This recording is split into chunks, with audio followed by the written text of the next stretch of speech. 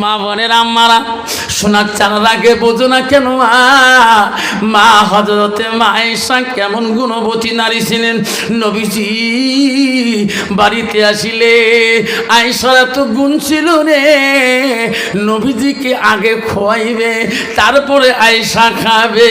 নবীজি মুখে খানা না দেওয়া পর্যন্ত আয়েশা মুখে খানা দিতে কষ্ট পাইছে। আর বর্তমান যুগের নারী রে, স্বামী নাই খাতে ওনারা আগে হয়ে যায়। আসলো নাই তোমার তি নাই কয় বউ একটা কি আছে আছে কাল আল্লাহ দিলে 2 বের খাইছ। নবীজি আয়েশা কার গুণ ছিল, নবীজি না ঘুমা পর্যন্ত আয়েশা আগে ঘুম পাড়ার চেষ্টা করে নাই। আর বর্তমান যুগের নারী রে, ওরে বাবা স্বামী নাই ঘুমাতে বউ আগে ঘুমিয়ে যায়। এমন ঘুম যায় রে বাবা, স্বামীর কত সংসারে জ্বালা যন্ত্রণা, কাশের কাশ আসি গেছে, পানি হিসাবে ঘরে দেয়া দেখে নাক ডাঙে ঘুম পারে। ঠিক না ঠিক, পানি চাবার সাহস পায় না। যদি ওই অবস্থায় পানি চায় 3 রাখে, যদি পানি গেলা দিয়ে নাকে ডাকে ঢেলে ফেলে। ঠিক না ঠিক? মা বলে রাখো খবরদার, আয়েশার এত বড় গুণ ছিল। মা আয়েশা যখন নবীজি বাড়ি আসছিলেন সঙ্গে সঙ্গে খাবার আইটেমটা আগে করে দিয়েছিলেন। আয়েশা দেরি করে নাই, নবীজি খানা খাওয়া শুরু করলে আয়েশাকে নবী নাই বলতে, আয়েশা নবীর সাথে খানা শুরু করে দেয়। আর নবী যখন আয়েশার সাথে বসে, নবী এত খুশি হয়ে যায়। এত রূপবতী আয়েশা রে, এত সৌন্দর্য দেখা আয়েশা নবীর সাথে খানা খায়। নবীর পাতের গোশগুলা আয়েশা আগে খেয়ে শেষ করে দেয়, হাড্ডিগুলো রেখে দেয়। আয়েশার খোয়া, নবীর খোয়া, আয়েশার খোয়া হাড্ডিগুলা রাসূলুল্লাহ চুষি চুষি হাড্ডিগুলা রস খেয়ে নেয়। আয়েশা আগে পানি খায়, নবীজি তাকে দেখে আয়েশা কোন সাদ দিয়ে গেলাসে পানি পান করলো, নবীজি ওই সাদ দিয়ে ঠোঁট লাগে দেয়।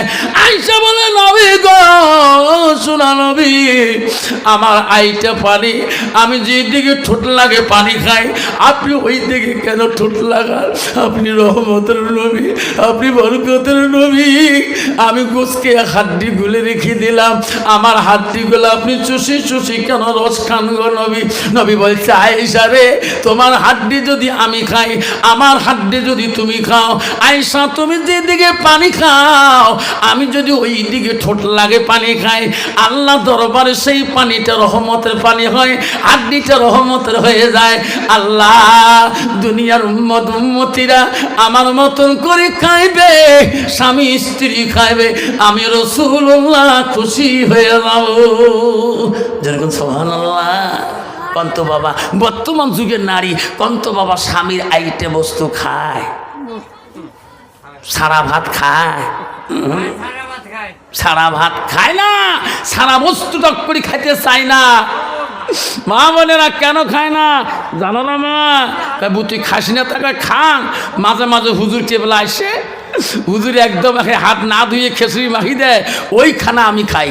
খবদাওয়া ও মা বোনেরা, স্বামীর আইটে বস্তু খাবা, স্বামীর সারা বস্তু খাবা, একটা করে স্বামীর সারা বস্তু খাবা, আইটে বস্তু খাবা, মা শূন্য জিন্দা হবে। যেরকম সুবহানাল্লাহ।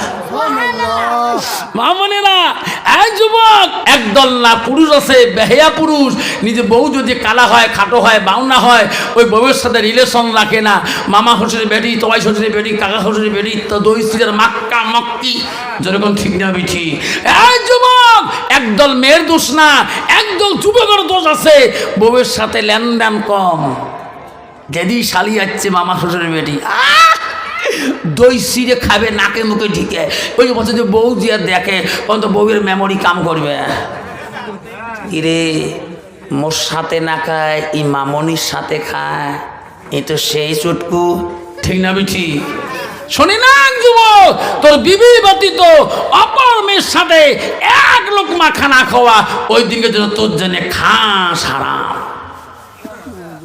খানা খাবার মন চলে, বউয়ের সাথে খা, শ্বশুর বাড়িতে খা, নিজের বাড়িতে খা, শ্বশুর বাড়িতে দেখ খাবা। যদি কালে ভালে যদি বউকে টানিনি শ্বশুর বাড়িতে খানা খাও, যদি এসে শ্বশুরি দেহি ফেলায়, শ্বশুরি খারাপ পাবে, শ্বশুরি দোয়া করবে, কান্দে আল্লাহ আমার জামাই আমার বেটিকে এত ভালোবাসে, আল্লাহ আমার চোখ দুইটা থাকা অবস্থা আল্লাহ আমার বেটির ভালোবাসা এরকম দেখতে চাই। যেরকম ঠিক না আমি ঠিক, যদি নিজের সালাও দেখি বেলায় তাও কবে আল্লাহ আমার দুলে ভাই আমার বোন কি এত আদর করে, আল্লাহ আমার বোন যাতে কোনোদিন আমার কাছে নিঃশ্বাসটা না ফেলায়। সোনার চানরা, তোমার গোষ্ঠী শ্বশুর বাড়ি স্টিম যত আছে সবাই দোয়া করবে, কেউ খারাপ করবে না। আর যদি বউর সাথে না খেয়ে অন্য মেয়ের সাথে খানা খাওয়া, তোমার শাশুড়ি দেখে, তোমার সম্বন্ধী দেখে, তোমার মোটিভ ঘুরে যাবে, তোমার সম্বন্ধী আমার জীবনটা বনে নষ্ট হয়ে যাবে। ঠিক না বেটি? বাবা স্বামী স্ত্রী আল্লাহ এতটা গভীরতা বানিয়ে দিয়েছে, ভালোবাসা বানিয়ে দিয়েছে। রাত 3টার সময় উত্তরবঙ্গ ট্রেন দিয়ে যাচ্ছে কুচবিহারে, বাস নাই, 500 টাকা দিয়ে একটা মারুতি ভাড়া করে যাইতে 2টার সময় আসি বেটি দেখা, আব্বা কায়, আব্বা তোর মামনি বেটি, মা কাই কায়, জামাই ভাই উঠে গেলে বুড়ি জামাই যাচ্ছে, উঠি জামাই যাচ্ছে। ঠিক না বেটি? আল্লাহ সম্বন্ধে মনা কাই কায় ভাই হচ্ছে কি কলে, হ্যাঁ ওই দিন সবার আদরের পাত্র বোন হবে, বোন জামাই হবে। আর যদি স্বামী সাথে অন্য একটা যুবক নিয়ে যাকে, আব্বা এই সাথে আমার বন্ধু জায়গা দিবে, জায়গা দিবে, পিঠির হাড্ডি পর্যন্ত গরম পানি দিয়ে চাবুক দিবে। যেরকম ঠিক না বেটি? কেন আল্লাহ এত বড় নিয়ামত দিলেন। আজকে তোমার রাতে 3টের সময় যেল, তোমার সম্বন্ধীও ভাল পায়, তোমার শালাও ভাল পায়, সম্বন্ধীও কয় ভাই তুই মোর বোনকে নিয়ে এই রুমত ঘুমাও, আমি তোর ভাবিকে নিয়ে আমি ওই ভাঙা ঘরে ঘুমাই। ঠিক না ঠিক? এটা আল্লাহর বড় নিয়ামত। এই নিয়ামত নষ্ট করিস না। যুবকরা মনে রাখিস, বিবির হক নষ্ট করিস না। বিবির হক নষ্ট করলে কাল কিয়ামত হলে ময়দানে আল্লাহর কাছে দায়ী থাকতে হবে।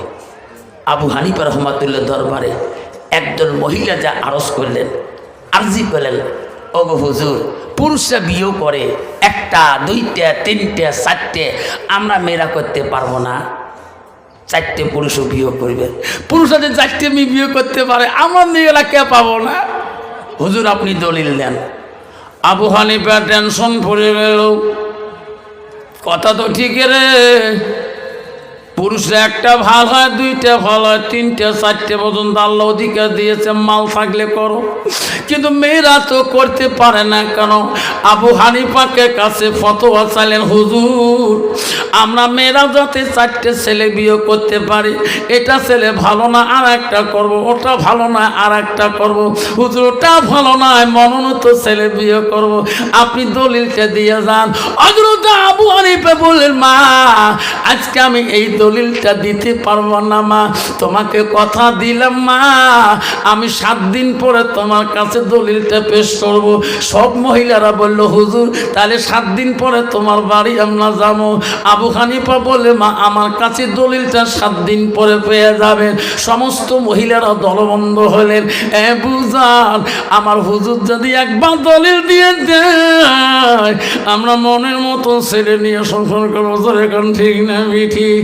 মেয়েদের সংখ্যা গরিষ্ঠ বেশি হয়ে গেল।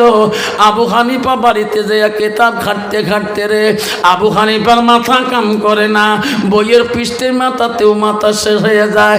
হায় রে মা, আবু হানিফার রহমাতুল্লাহ মা বড় বুজুর্গ ছিল গো।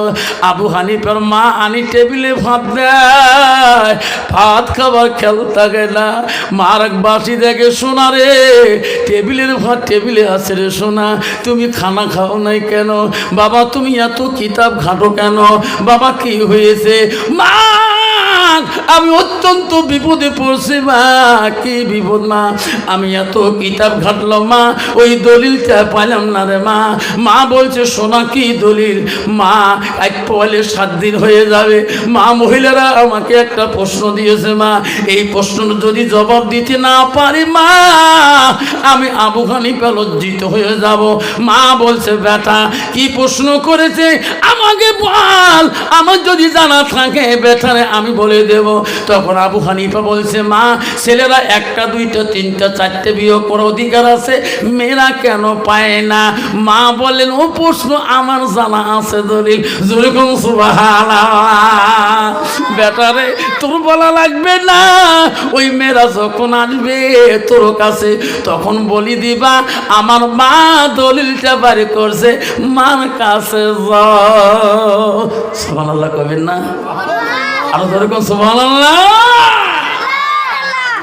এই সুবহানাল্লাহ কম হয়েছে কি ওই মাঝখান থাকার জন্য শয়তান ঢুকছে। ওটি বাবা একটা আগে বসতো, আর সোনা কলজে ধর্মর মানিক আগে বস, ফাঁকা বন্ধ করে দাও, তো সোনার জোর বেশি হবে।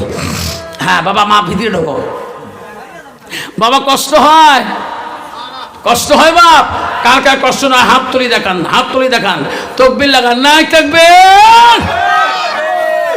আবু হানিফা রহমাতুল্লাহ মা কত বড় বুজুর্গ মেয়ে, তাহলে মা যদি ভালো হয় মেয়ে ভালো হবে, মেয়ে যদি ভালো হয় রে মা ভালো হবে, বাপ যদি ভালো হয় ছেলে ভালো হবে, ছেলে যদি ভালো হয় রে বাপ ভালো হবে, মাস্টার যদি ভালো হয় ছাত্র ভালো হবে, ছাত্র যদি ভালো হয় রে মাস্টার ভালো হবে, ইট যদি ভালো হয় ফার্মা ভালো হবে, ফার্মা যদি ভালো হয় রে ইট ভালো হবে, এমন জাতের কচু আছে অল্প জালে সিদ্ধ হয়, এমন জাতের মেয়ে আছে অল্প কথায় বুঝিয়া পায়, এমন জাতের কচু আছে অল্প জালে সেজে না, এমন জাতের মেয়ে আছে অল্প কথায় বোঝে না, বাপ ভালো তা ছেলে ভালো, মা ভালো তা ঝি,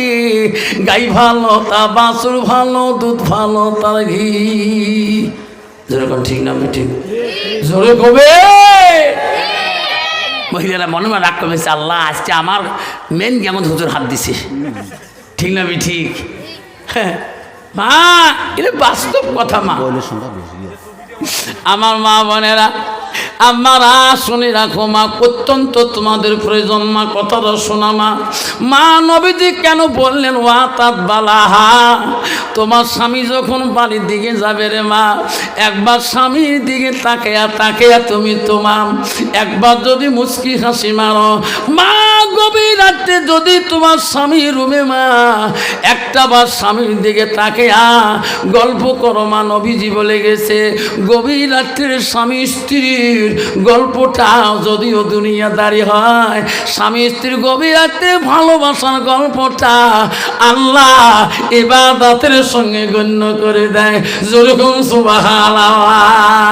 বর্তমান যুগের নারীদের গল্প নাই, খালি রাইততে ঝগড়া করতে করতে ওই থাকে পশ্চিমের বিষে, ই থাকে দক্ষিণের বিষে, ওই থেকে ওই মুখে, ই থাকে ওই মুখে, সরু আছে সরু করবে সিং দিয়ে আওয়াই নাই, তুই আ করবি না মুই করিম মোর ঠেকা, এই মুখে আছে ওই মুখে আছে, সরে আসিয়ে সিং দিয়েছে, ঠিকছে সিং দিয়ে যেই মাথা বের করছে স্বামী দেখি ফেলেছে, বিয়োগটা হাজার আমার সাথে আওয়াই নাই, চোর করে সব মাল নেওয়া শুরু করছে, বউ দেখি ফেলেছে, নিয়োগ মাল কি নাই, নিয়োগ সোনা, নিয়োগ সোনা, আমি রাখবার না মোর ঠেকা নাই, ঠিক না ভাই ঠিক?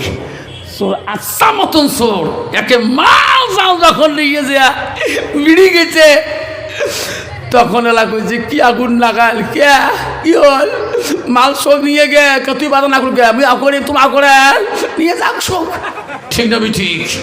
বর্তমান সমাজ এইভাবে চলছে বাপ, 3 মাস 2 মাস 4 মাস স্বামী স্ত্রীর নো কানেকশন চলছে, মেয়েরা নিজের স্বাধীনতায় ঘরে, মেয়েরা বলে স্বাধীন হবে, আরে পুরুষের দরকার নাই, পুরুষ নিয়ে কি করিব, নিজের কামাই নিজে খাই, মেয়েরা বলে স্বাধীন হবে, আর পুরুষের দরকার নাই, পুরুষ নিয়ে কি করিব, নিজের কামাই নিজে খাই, নিজের বাপকে বাপ বলে না, নিজের বাপকে বাপ বলে না, শ্বশুরকে যে আব্বা কয়, মার কপালে ভাগ জোটে না, শাশুড়িকে আম্মা কয়, মা বোনেরা গো শান্তি কেন নাই রে দুনিয়ায়, গজব কেন আসলো দুনিয়ায়,